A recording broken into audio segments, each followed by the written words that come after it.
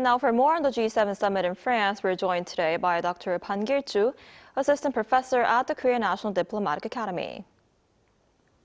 Professor Ban, thanks for coming on today. Good to be with you. So this is the second year in a row that President Lee Jae-myung has attended the G7 summit, right? What was his main goal and what message did South Korea able to send to the international community?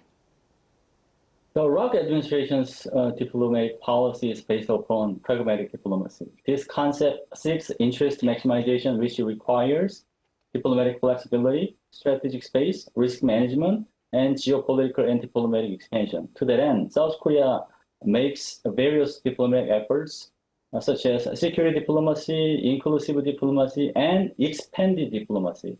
In particular, when it comes to expanded diplomacy, the Lee administration has laid out G7 plus diplomacy. Attending the G7 summit twice in a row is harmonious with this diplomacy. Meanwhile, the 2026 G7 summit deals with key agendas like the Iran war, development programs, AI, digital, and countering Ebola. With that in mind, first of all, South Korea as a global responsible power needs to send a message of its enhanced role in international stability and prosperity. Second, when it comes to maritime security around the Strait of Hormuz, Seoul should send a robust and clear signal that it is willing to make a great effort, not simply to reopen the Strait of Hormuz, but to make it back to the international strait in a situation where South Korea is armed with assets enough to do that, such as minesweepers. Third, Seoul needs to show its passion for how to make the best of AI for all humans on the globe in the sense that it seeks to be one of the major AI powers. Fourth, since G7 is based upon a like-minded diplomacy, Seoul should take advantage of this platform for various cooperations, including economic security and critical mineral cooperation. Finally, South Korea needs to serve as an active player for normalizing the functions of international organizations such as the UN in a situation where rules and norms are dysfunctional around the world. Right, and President Lee also got to meet with U.S. President Donald Trump, and he also sat down for talks with the Canadian Prime Minister. And with Seoul seeking now to secure a submarine deal with Canada, what do these meetings mean for Korea's broader diplomatic interests? As you might be aware, one of the reasons why leaders should attend major multilateral meetings such as the G7 is that they are able to raise their voices on key agendas, leading to their enhancement of national status and diplomatic interests. The other reason is that they are able to get the chance for various bilateral meetings through this opportunity. In a sense, these bilateral meetings could be more valuable than multilateral meetings themselves. So, the more bilateral meetings are held, the better states are for their diplomatic interests. With this in mind, first of all, the ROC-US summit could be very meaningful if it can be made in this G7 summit because the bilateral summit helps clarify the recently designed alliance architecture under the name of alliance modernization. In particular, this summit is expected to contribute to making key programs like the nuclear-powered submarine project more viable and gain momentum. Second, the bilateral summit between South Korea and Canada matters as well in a situation where, as you mentioned earlier, South Korea jumped into the CPSP, Canadian Patrol Submarine Project, a project worth 60 trillion won, and a final decision is expected to be made anytime soon. The Lee administration is aimed at rising to one of the four major powers in the world in terms of military-industrial sector.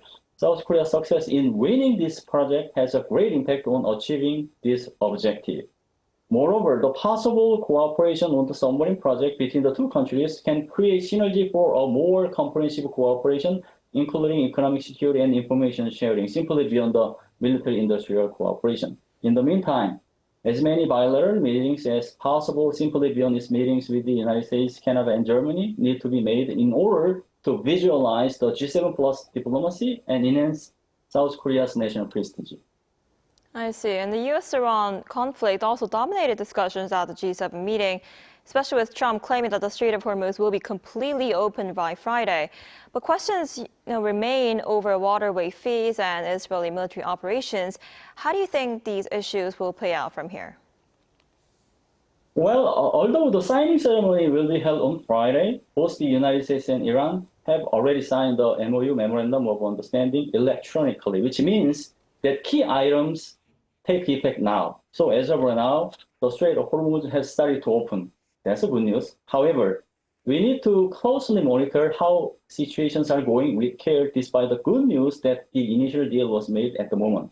First, this deal is not far from the end of the war, but close to a more consolidated ceasefire than the previous one.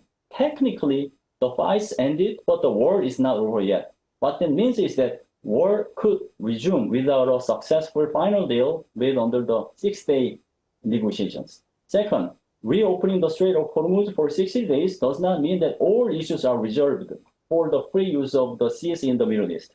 In particular, since the MOU has not been made public yet, concern is growing that Iran might demand waterway fees after 60 days.